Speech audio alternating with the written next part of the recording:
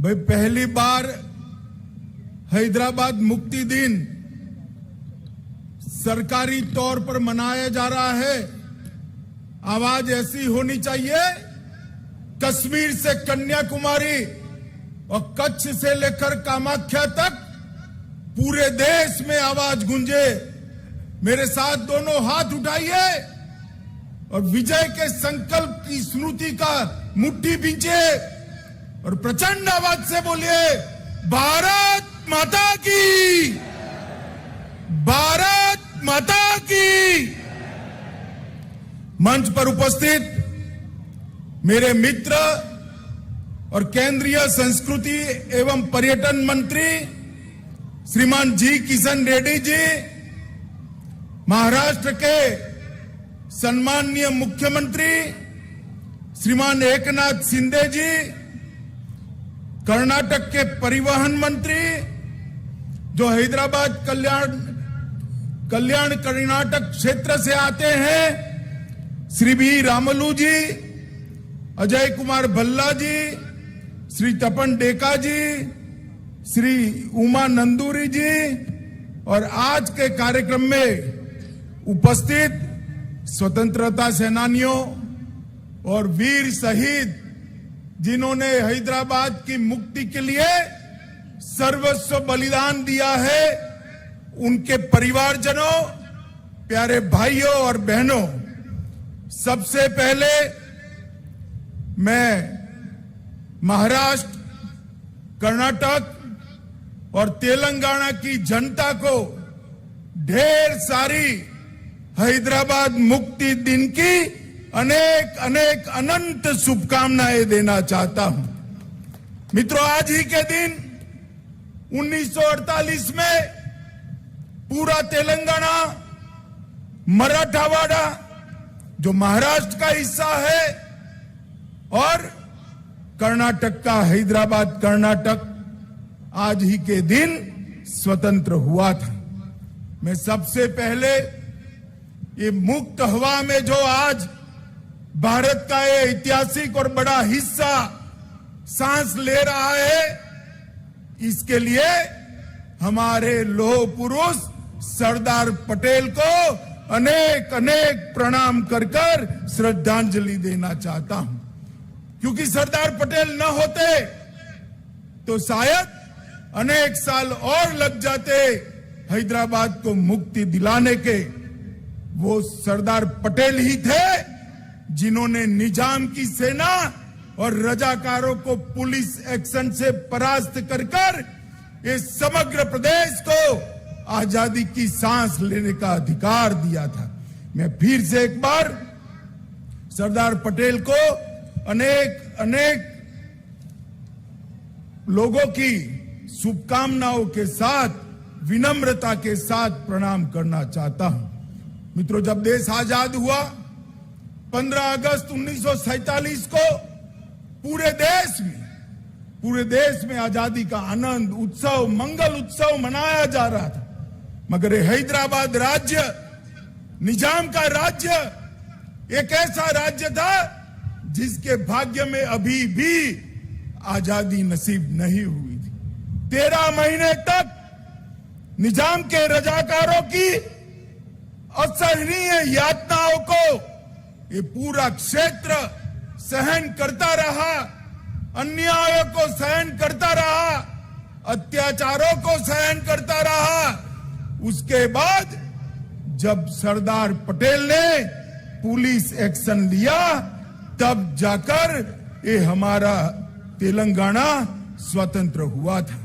मित्रों, आज के दिन पर अनेक वीर शहीद जिन्होंने अपना सर्वस्व न्योछावर किया, कोमाराम भील, रामजी गोंड, स्वामी रामानंद तीर्थ, एम चेन्ना रेड्डी, नरसिम्हा राव जी, साइक बंगी जी, केवी नरसिम्हा राव जी, विद्याधर गुरु जी, पंडित केशवराव कोरटकर जी जैसे अनेक अनेक स्वतंत्रता सेनानियों को मैं प्रणाम कर कर श्रद्धांजलि देना चाहता हूं। मित्रों, अनेक लोग ऐसे थे जिन्होंने स्वतंत्रता संग्राम में हिस्सा लिया। बीदर के रामचंद्र वीरप्पा, जेवर्गी के सरदार सारगोंड पाटिल, रायचूर के एम नागप्पा, शिव कुमार स्वामी, बाद में कनकगिरी के जयतीर्थ राजपुरोहित, यादगिर के कोलरू मल्लप्पा, कराटागी के बेनकाल भीमासेन राव, अनेक लोगों ने इस आजादी के आंदोलन में अपना योगदान दिया। उनको भी मैं आज याद करना चाहता हूं। मित्रों, आज मैं आर्य समाज, हिंदू महासभा, भागनगर सत्याग्रह हो या उस्मानिया यूनिवर्सिटी में छेड़ा गया वंदे मातरम का आंदोलन हो, गांधी जी द्वारा स्थापित हैदराबाद स्टेट कांग्रेस, बीदर क्षेत्र के किसानों के उस वक्त के सत्याग्रह हो, ये सभी आंदोलनों को भी याद करना चाहता हूं। मित्रों, सालों के बाद यह क्षेत्र में एक मांग थी कि हैदराबाद मुक्ति दिन को सरकार की अनुमोदना के साथ मनाया जाए, मगर दुर्भाग्य की बात है 75 साल चले गए। जिन्होंने यहां पर शासन किया, उन्होंने वोट बैंक की राजनीति के कारण हैदराबाद मुक्ति दिन मनाने का साहस नहीं किया। वादे तो अनेक लोगों ने किए, चुनावों में वादे किए, आंदोलनों में वादे किए, मगर सत्ता पर आते ही रजाकारों की भय से पलट गए।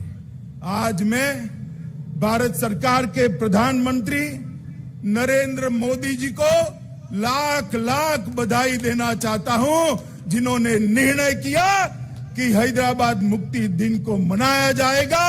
और मुझे आश्चर्य भी नहीं है, आनंद है इस बात का कि जैसे ही मोदी जी ने घोषणा की, अब सब लोग हैदराबाद मुक्ति दिन मनाते हैं। मनाते तो है, मगर नाम हैदराबाद मुक्ति दिन नहीं देते हैं। अभी भी जहन में डर है। मैं कहना चाहता हूं उन लोगों को, अपने दिल से वो डर उखाड़ कर फेंक दो। अब रजाकार इस देश का निर्णय नहीं कर सकते। इस देश को आजादी मिले 75 साल हो गए।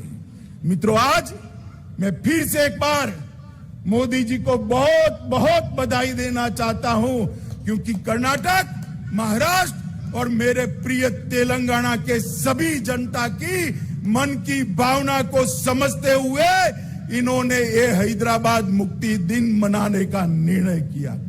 मित्रों, आज हैदराबाद मुक्ति दिन मनाने का उद्देश्य बड़ा स्पष्ट है। इस मुक्ति आंदोलन की कहानी को नई पीढ़ी तक पहुंचाना है।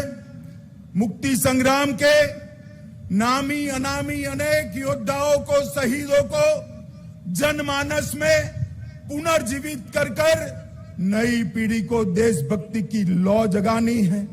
इस संघर्ष गाथा के बारे में मैं चाहूंगा कि पूरे पुराने हैदराबाद स्टेट के आज के तीनों राज्यों के हिस्सों में यूनिवर्सिटी में इस पर रिसर्च हो और अत्याचारों के खिलाफ जो संघर्ष हुआ उसका डॉक्यूमेंटेशन किया जाए और वो डॉक्यूमेंटेशन को न केवल पुराने हैदराबाद स्टेट, देश भर के कोने कोने में पहुंचाकर ये वीरों की वीर गाथा को श्रद्धांजलि दी जाए। हमारी नई पीढ़ी में देशभक्ति की भावना इससे पुनर्जीवित होगी और जिन्होंने भी देश के लिए सब कुछ न्यौछावर किया है वो उनके सम्मान के अधिकारी है, उनको अधिकार मिलेगा। मित्रों, ऑपरेशन पोलो का निर्णय महान सरदार पटेल ने, लोक पुरुष सरदार पटेल ने ढेर सारी कठिनाइयों के बावजूद लिया था, क्योंकि वो जानते थे जब तक निजाम के रजाकारों को परास्त नहीं करते, हैदराबाद स्टेट को आजाद नहीं करते, अखंड भारत का स्वप्न पूरा नहीं हो सकता। भारत के मध्य में ही इतना बड़ा हिस्सा अगर अपने आप को स्वतंत्र मानकर अत्याचारी शासन करता है तो महात्मा गांधी का स्वतंत्र भारत का स्वप्न कभी पूरा नहीं हो सकता। के मुंशी और सरदार पटेल, ये दोनों ने, मुंशी जी ने एजेंट जनरल नाटे रिपोर्ट ली और माउंट बेटन के थर्ड डोमिनियन की परिकल्पना को विच्छेद करते हुए सरदार पटेल ने यहां पुलिस एक्शन लिया और हमारा ये हिस्सा आजाद हुआ।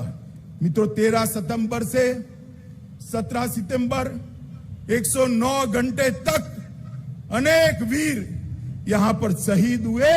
मैं अभी अभी उन वीरों के शहीद स्मारक को श्रद्धांजलि देकर यहां आया हूं। मित्रों, रजाकारों ने अपना डर खड़ा करने के लिए ढेर सारे नए नए कानून लगाए, चाहे विधायी का अधिकार हो, निजाम की निजी संपत्ति को निजी घोषित करना हो, सार्वजनिक कार्यक्रमों पर पाबंदी लगानी हो, हिंदुओं को मफूसा और गैर मफूसा के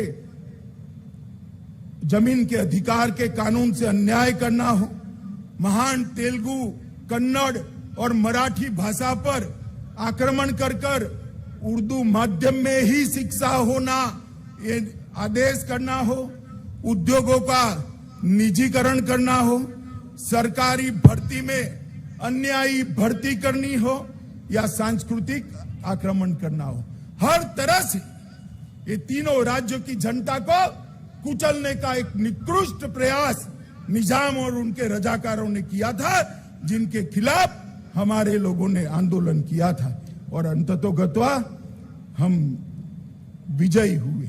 मित्रों, कई सारे लोगों ने इसके लिए अपनी जान गंवाई।